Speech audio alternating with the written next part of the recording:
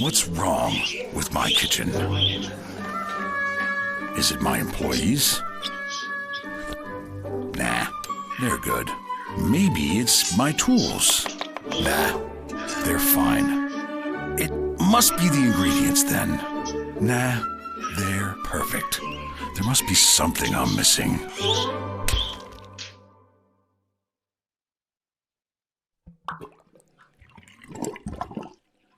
Make your kitchen safe and healthy with no standing water or bad smells. Healthy kitchens start with wastewater management. Healthy kitchens start with ACO.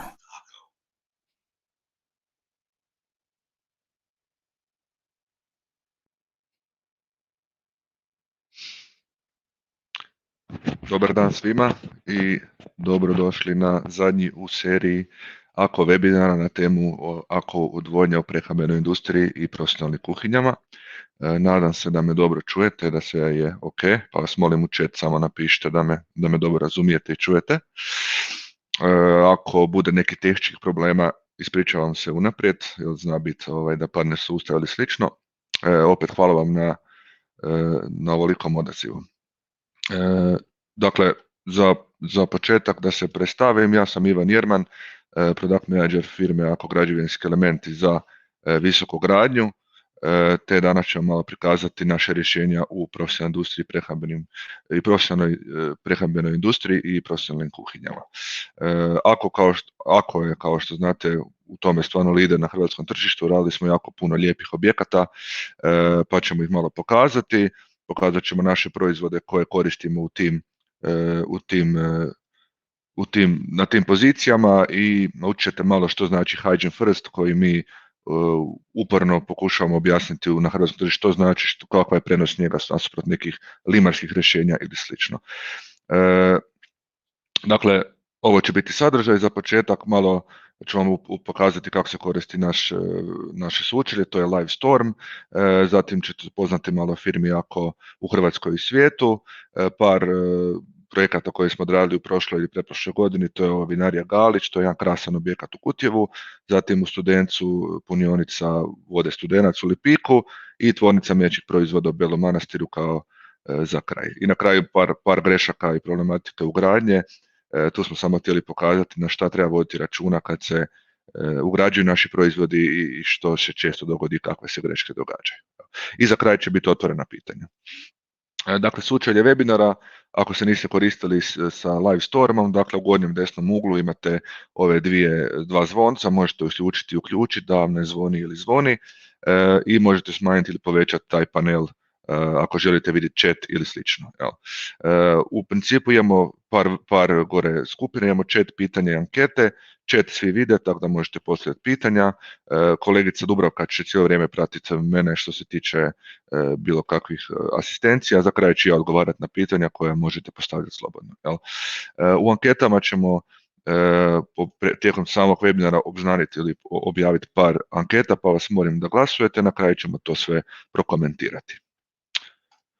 Dakle, ukratko o firmi ACO, mi smo u Hrvatskoj 1990. godine, imamo 25 zaposlenih pa više.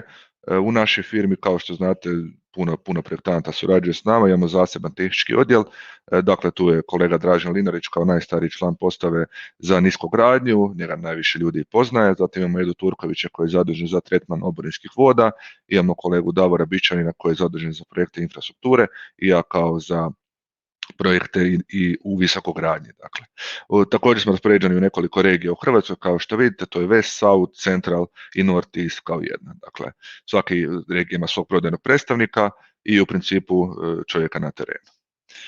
Znači, u povijesti ACO mi smo osnovani 1946. u Rendsburgu na sjeveru Njemačke, imamo 5000 zaposlenih na svijetu, djelujemo na 46 zemalja na 6 kontinenta, imamo 36 tvornica u 18 zemalja, dakle neke zemlje ili neke kontinenti tipa Australije ima svoje proizvodnje, svoje standarde što se razlikuje od Europe ili recimo Veliko Britanije opet. Ukratko ćemo pokazati naše rješenja i rješenje proizvode za prehrambenu industriju. Ovo je baš jedan krasna slika baš iz mljekare Belje, odnosno proizvodnje ABC sira u Belom Manastiru. Za početak što najčešće se i koristi, to su ti FHD slivnici, oni mogu biti ili jednodijelni ili dvodjelni, znači ovo je jednodijelno rješenje, dakle tu nemamo prihvata hidroizolacije dolje, ovdje imamo, znači ovo rješenje ide kada imamo neku hidroizolaciju na ploči tipa ljepenke, tipa TPO membrane ili slično, i onda imamo opet gore posebno dosje za rešetku i rešetku. A ovo drugo rješenje je jednodijelno, dakle imamo samo spoj na cijev i gore dosje za rešetku i opet rešetku. Jel? Imamo protok slivnika je do maksimalno 3,5 litre u sekundi i ove rešetke gore mogu biti u nosivosti od A15 do C250. Dimenzije rešetke su 200, 200, 250, 250. U našem sustavu uvijek dolazi košarica koja služi za čišćenje i održavanje cijelog sustava i ono što se često desi, često mi želimo ljude na to upozoriti je da ovaj tu sifon koji je od elektropoliranog inoksa mora biti utaknut u svoje ležište na brtvi. Ako on nije utaknut u njega, dakle ako nasjede lijepo, onda cijeli sustav ne funkcionira. Dakle, tu treba voditi računa u održavanju samih slivnika.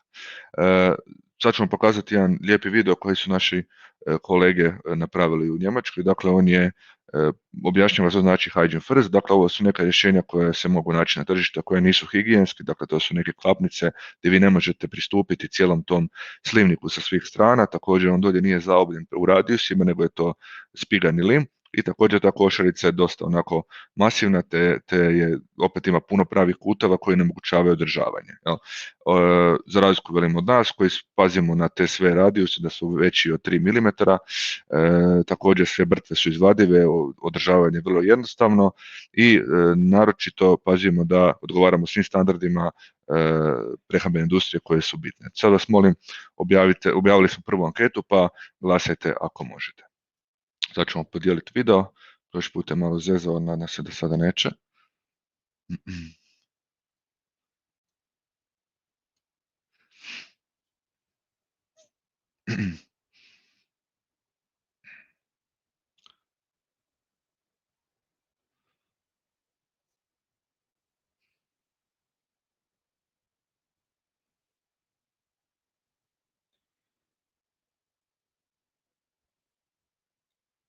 Dakle, što znači higijensko rješenje i nehigijensko rješenje, dakle, kao što vidite, prvo je ovaj spoj samog okolnog poda i same kanala, tu se događa i najčešće puknuća, zato je to vrlo riskantna pozicija, kasnije ćemo se malo sa njom pozabaviti.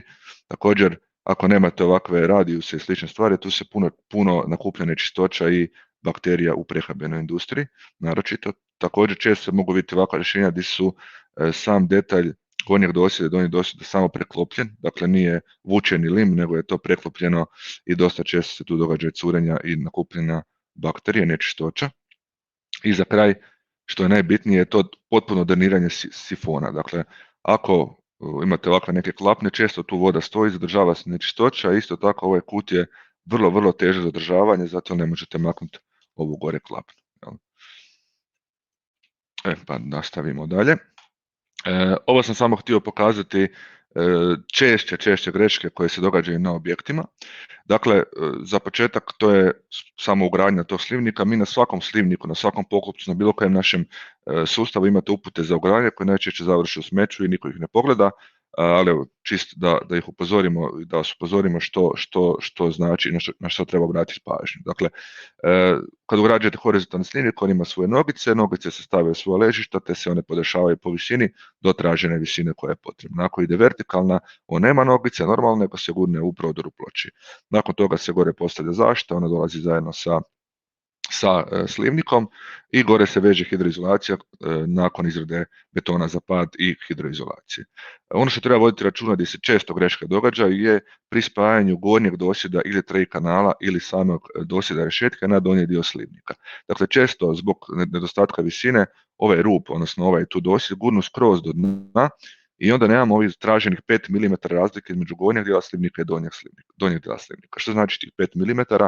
Dakle, to znači da vi kad gurnete ovaj gornji dio, vi nećete ovu brtvu, odnosno brtvu na kojoj stoji slivnik, gurnuti prema dolje. Ako ona ne stoji na svom ležištu, ona nema svoju funkciju i onda imamo veliki problem u samom funkcioniranju sifona i vraćanja smrada u prostor. Mi to kasnije možemo riješiti sa jednom specijalnom bruslicom koja reže u krug, ali dosta je to zeznuto, tako da treba voditi računa u samom procesu ugradnje oko toga. Dakle, 5 mm razmaka između gornjeg dijela i donjeg dijela slivnika. Sad malo o trej kanalima. Dakle, trej kanali su kanali koji se koriste često u prehrambenoj industriji i profesionalnim kuhinjama kod pozicije gdje imamo puno vode. Dakle, ono što nas projektanti često isto pitaju, di stavi trej kanale, di stavi točkaste slivnike. Ono što mi kažemo, dakle, u prostorima gdje imamo kuhalo, gdje je roštilj, gdje su velike količine vode, tu treba biti uvijek trej kanal minimalne širine 300 mm, a na poziciji gdje izljevate vodu iz onih velikih kuhala čak 600x600, da kad ta voda krene teći u taj slivnik, da usane u trej kanal, da jednostavno ne pršti po cijeloj kuhinji. Također na pozicijama gdje je pranje suđa, isto preporučamo trej kanale u širinama minimalno 200, a na svim ostalim pozicijama tipa prostora za konobare, prostora na izdavanju hrane su dovoljni i ti točkasti slivnici. Zato tamo nemamo puno vode, to služi samo za pranje podova. Dakle, kao što smo rekli, trej kanale se rade u širinama 200, 300, 400, 500, 600, znači i u duljinama potrebnim, imamo tipske, imamo i po mjeri custom made rješenja.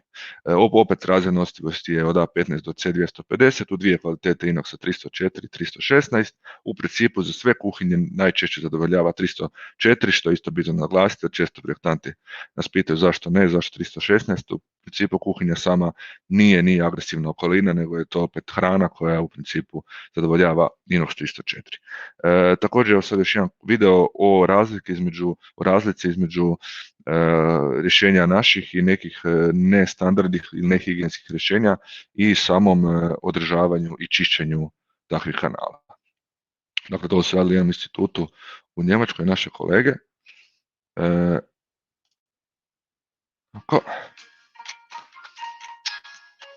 Dakle, taj video pokazuje u stvari pri samom korištenju pjene i čišćenju kako se bakterije odlaze u odvodni sustav. Dakle, ovo je rješenje Aqua Tray, dakle svi radijusi su i čeone stjenke su napravljene u radijusu 3 mm, što je isto jako bitno, čišćenje pjenom, te kasnije ispiranje sa vodom. Ako je to u principu na ove rješenje sa čeonom stjenkom bez radijusa, dakle, vi kad čistite to ne izgleda ništa loše, u principu sa pranje vodom je to više manje ok, no kad povećate to UV lampom, vidite koliko se bakterija zadržava, dakle higijensko rješenje i nehigijensko rješenje.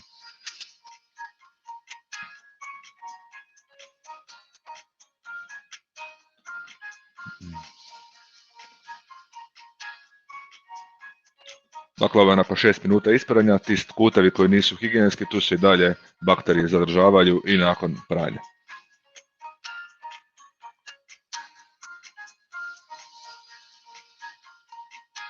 Dosta interesantno za vidjeti.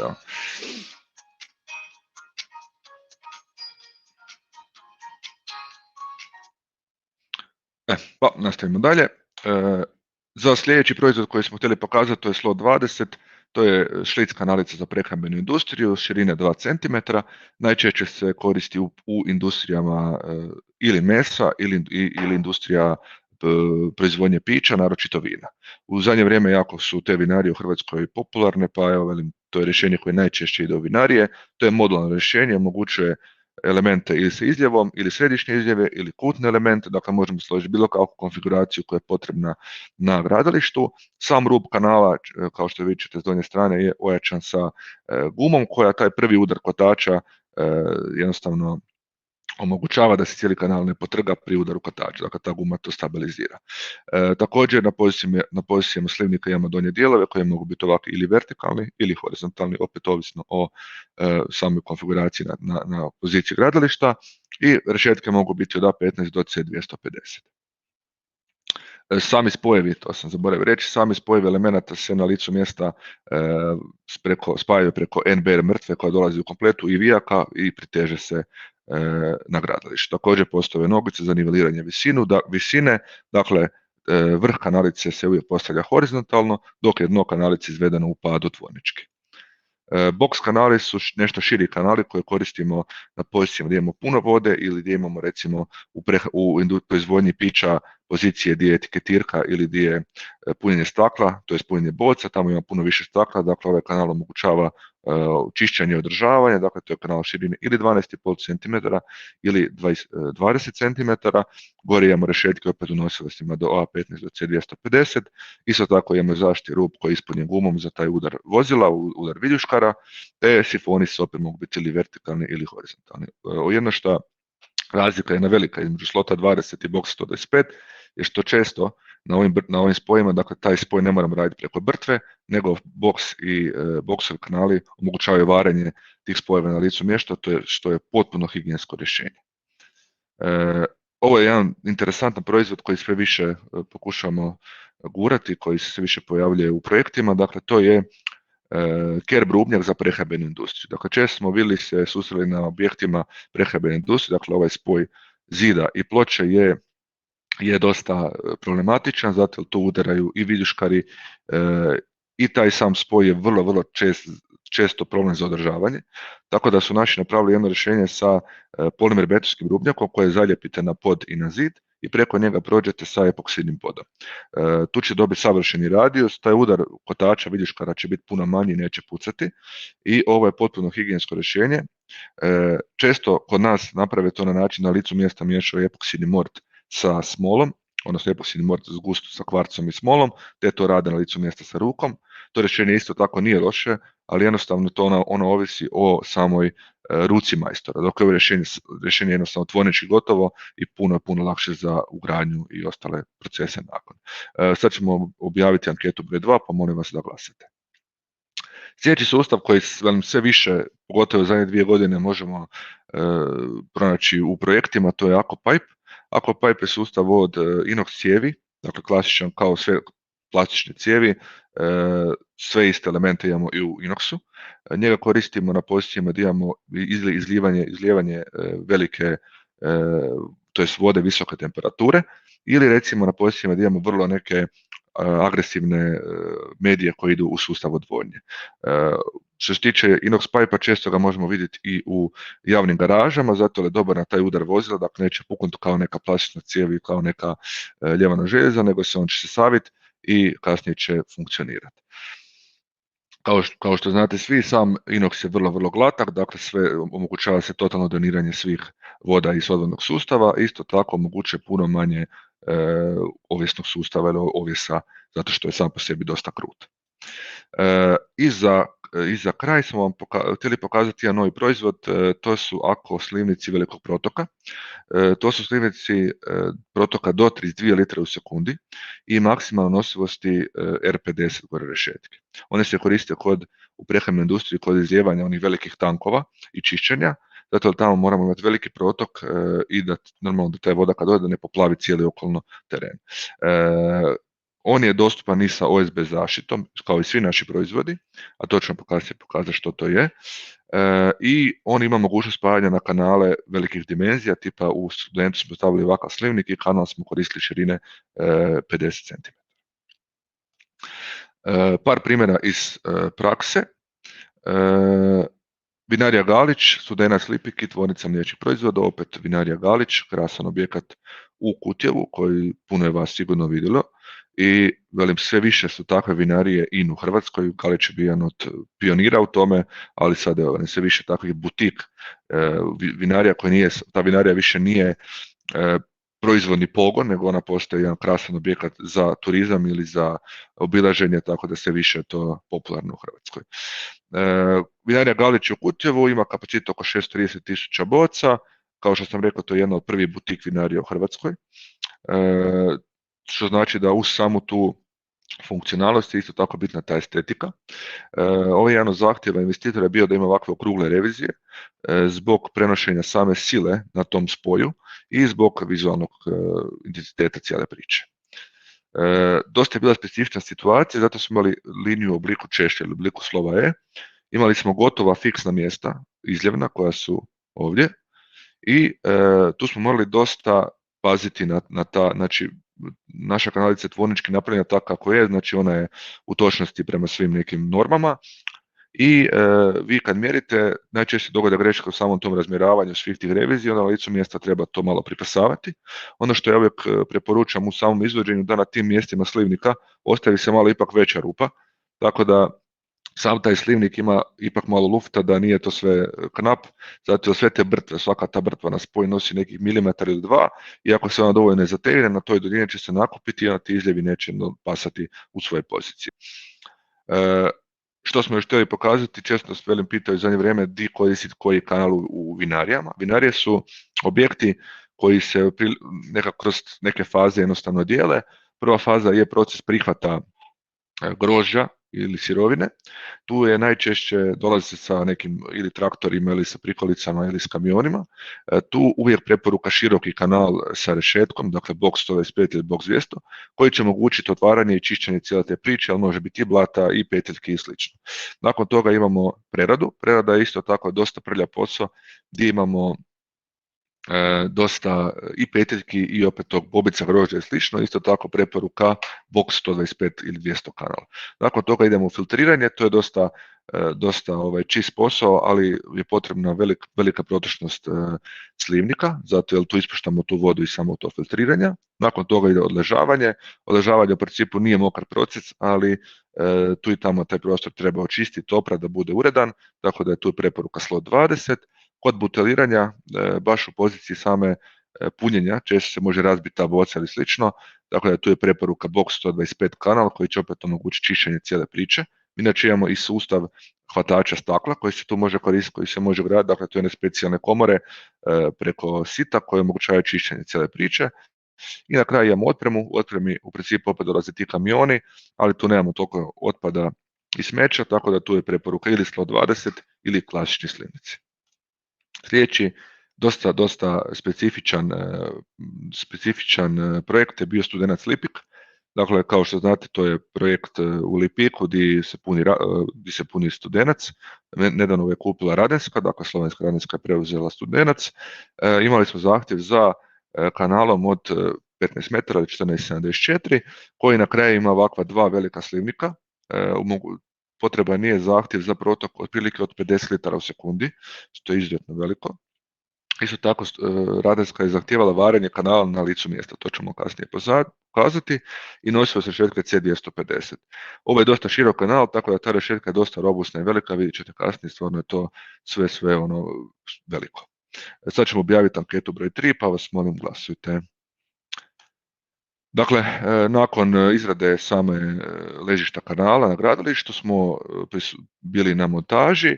Dakle, to je kanal u segmentima po 3 metra, svaka 3 metra imamo spoj koji smo prije toga zašarafili sa vicima, dakle stabilizirali ga, i nakon toga smo krenuli u varenje samog spoja na licu mjesta, i mi inače imamo jedan specijalan uređaj koji omogućava čišćenje vara nakon varenja. Dakle u varu ima puno tih nečistoća, naročito troske i slično, dakle potrebno je očistiti var nakon varenja kako tu ne bi hržao inox. Ovo su stvarno veliki slivnici, to ćete vidjeti sljedeću sliku.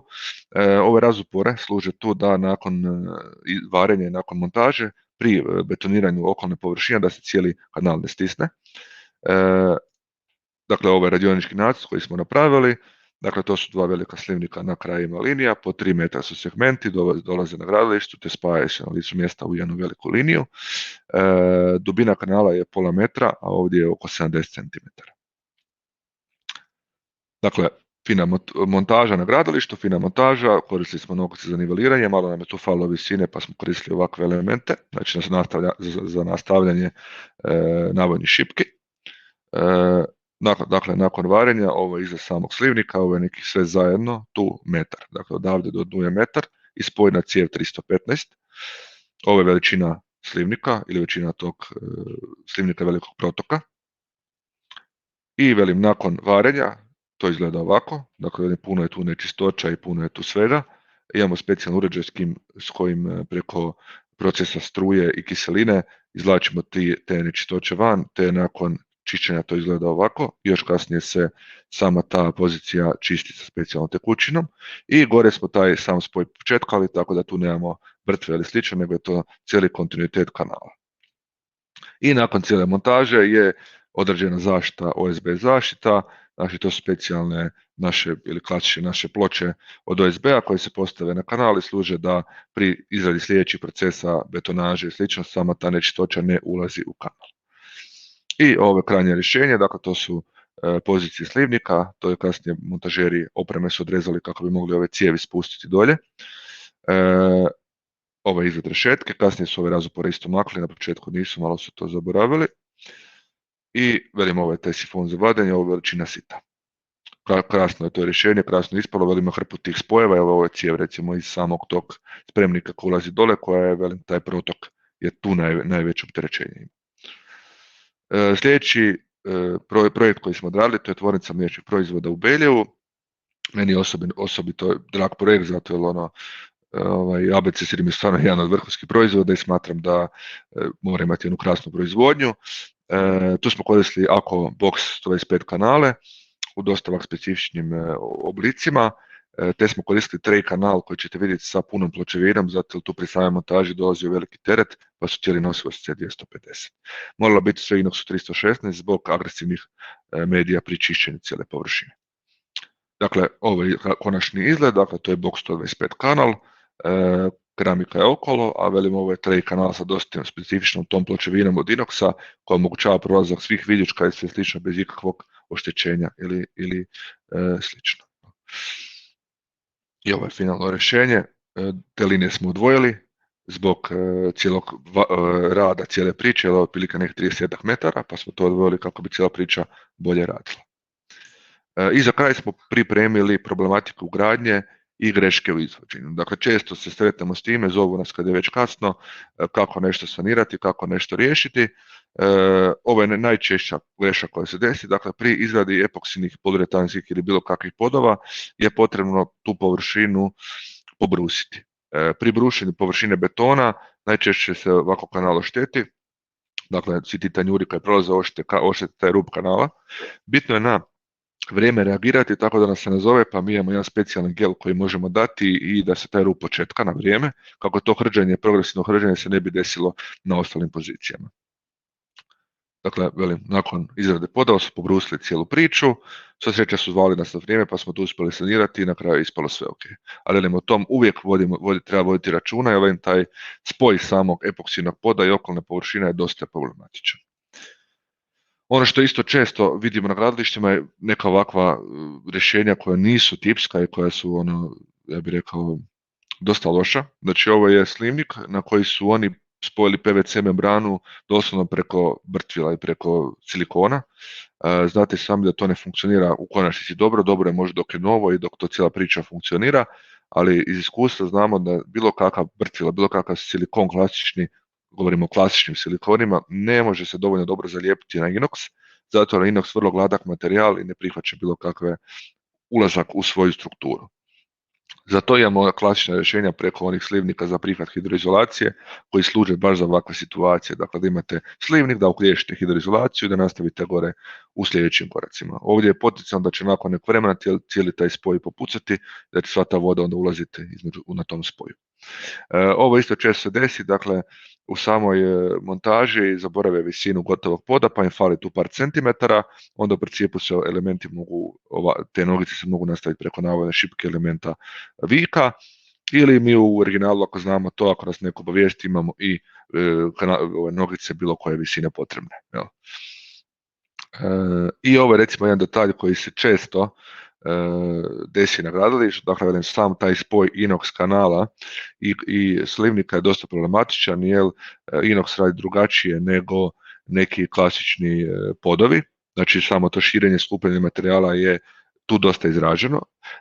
Mi smo sa našim kolegama iz Sike prije par godina odradili jedan istraživanje gdje smo jednostavno napravili ovakve 3 vrste poda, preko njega pustili teret i jednostavno kroz 10.000 ciklusa poravanja i prolaska tog tereta pokazali što znači određeni način spoja poda na kanal. Dakle, ovo je neko klasično rješenje gdje se sam taj spoj kanala i okolnog poda dakle zapila i sve se to zajedno zapuni sa epoksinim poliuretanskim ili trećim podom. To je dobro gdje nemamo nekih velikih dinamičkih opterećenja, gdje nemamo puno prelazaka i gdje nemamo razliku u temperaturi u izljevanju recimo vode i okolnog terena. Ovo drugo rješenje koje se pokazalo dobro je da se sam taj spoj, znači to se zapuni sa epoksinom ili poliuretanskim mortom, a sam spoj kanala i okolnog terena se brti tranlašnim brtilom koje je potrebno nakon nekoliko godina ponoviti. Dakle, to mora brtilo biti dobre kvalitete, kvalitetno koje će se dovoljno dobro zalijepiti i na površinu i na pod, a ovaj dio je potrebno premerirati kako bi se samo to brtilo dobro zalijepilo za inox. Ovo rješenje je recimo dobro za prostor gdje imamo velike promjene temperature i gdje imamo dinamičko opterećenje, ali opet ne često. I zadnje rješenje koje se pokazalo najbolje je da se na samom rubu kanala dodaje još ovakav jedan L, to je L od inoxa koji je spojen na nekoliko mjesta na kanal, on se uhvati na donju površinu betona, cijela ta priča se tu opet zapuni s epoksidnim mortom i cijeli ovaj spoj se zapuni sa brtilom opet koje je trajno elastično i koje je opet potrebno nakon nekoliko vremena ponoviti. Ovo je najbolje i za veliko dinamičko opterećenje i za velike promjene temperature.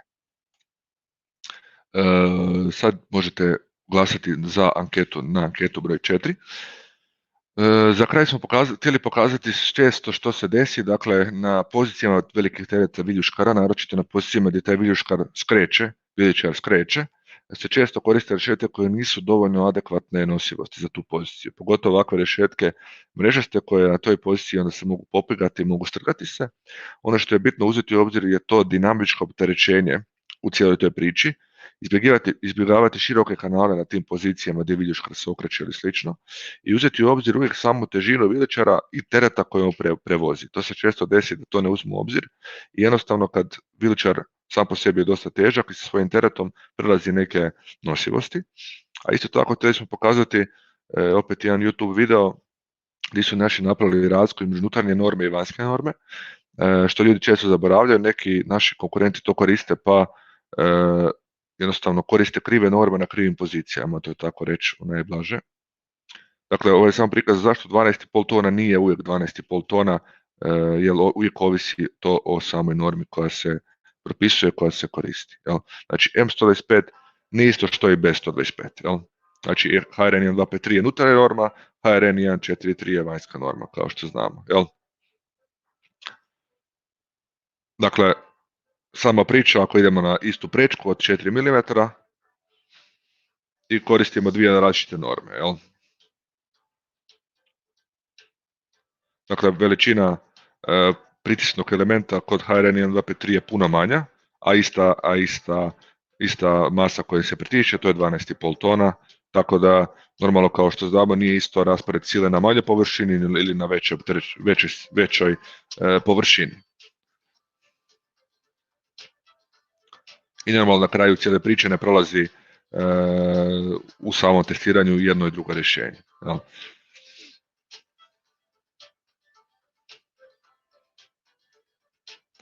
Rješenje je normalno da se na poziciji sami prečki ta prečka podupla ili proširi kako bi zadovoljila cijelu priču opet toka testiranja koji onda normalno prolazi. Dakle, ovdje samo htjeli smo pokazati što znači norma unutarnja i vanjska i da tom treba isto tako voditi računa pri cijeloj priči, pri odabiru pravog rješenja na toj poziciji. Jel?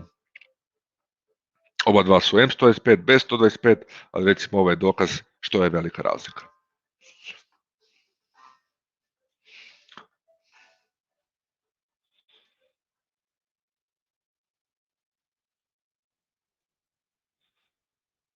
I za kraj, dakle, htjeli smo samo vas malo upozoriti i što smo danas htjeli pokazati, dakle da pri dizajniranju prehrambene industrija i kuhinja uvijek koristi adekvatno rješenje za određene pozicije, dakle uvijek treba koristiti u pozicijama kuhinja ili slično inox kanale, nikako neku plastiku ili slično, zato jednostavno ne zadovoljava bilo kakav standard koji je postavljen po to i uvijek koristiti dokazana rješenja na rizičnim i mokrim pozicijama, što je isto tako jako bitno. I za kraj pitanja, dakle sad ću malo proći pitanja koje ste postavili i ankete prokomentirati, možete u međuvremenu postaviti još pitanja ako želite, tako da stojimo na raspolaganju. Ja ću sad malo prokomentirati ankete dok vi postavite pitanja ako vas što zanima još.